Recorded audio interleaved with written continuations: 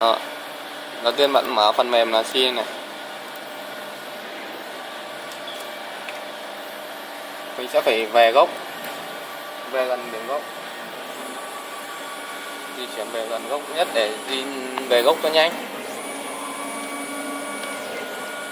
Rồi các bạn vào OPD rồi này, Move to Repoint này. Đó. Ấn vào On Accept. Rồi máy sẽ tự động về gốc.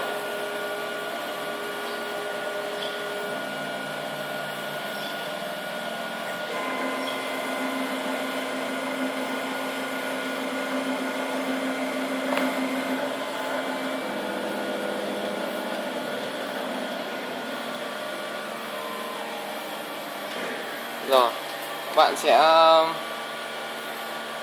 đóng lại, di chuyển ra lấy gốc, di chuyển ra lấy gốc.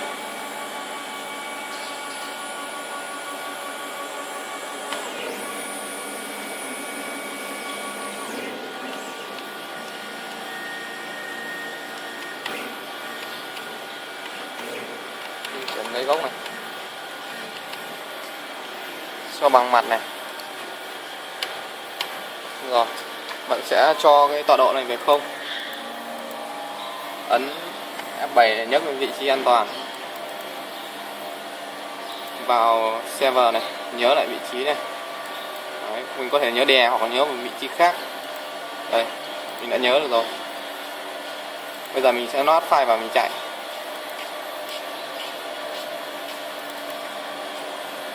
Rồi F8 để chạy mô phỏng.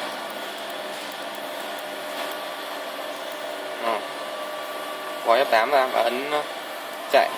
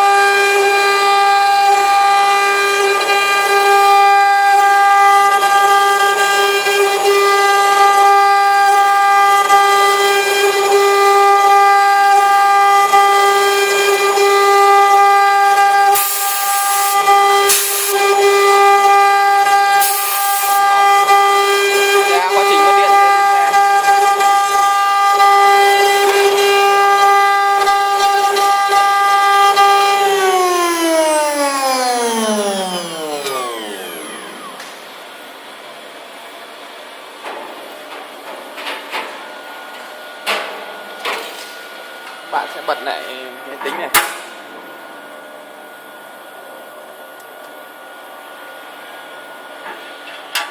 Khởi động lại máy này.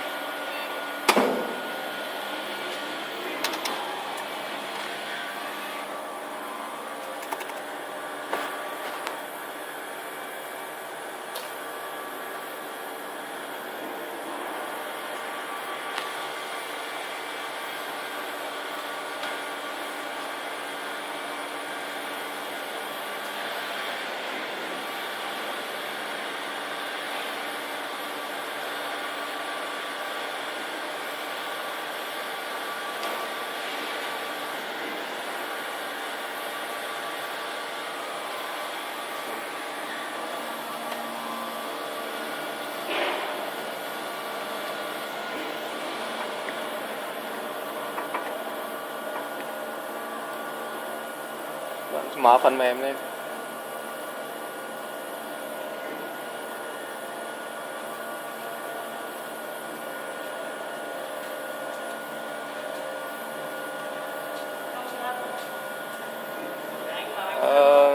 Tiếp tục mình sẽ nhấc cái Z này lên này.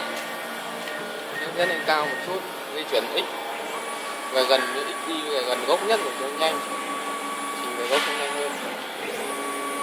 Rồi. Sẽ vào lại Operation này. Move to repoint này. Ấn vào on XZ này. Máy sẽ về lại gốc.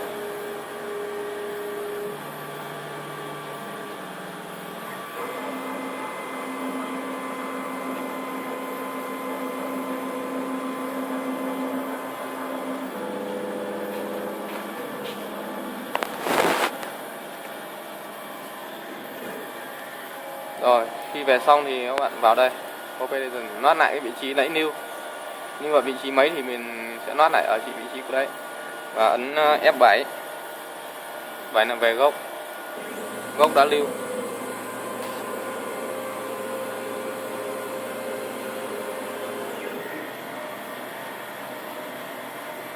Rồi. Mình sẽ vào mà mình sẽ chạy tiếp bằng cái lệnh Advanced Start này. Phím tắt là phím Ctrl F9 này. Rồi. Thì đây là cái số dòng lệnh nó đã chạy được này. Đây là tổng số dòng lệnh này, tổng số dòng lệnh của một bức tranh này. Đây là số dòng lệnh đã chạy được này. Thì mình có thể ấn OK. Thì nó chạy tiếp tục. OK. Sẽ tiếp tục từ cái chỗ vừa bị mất điện.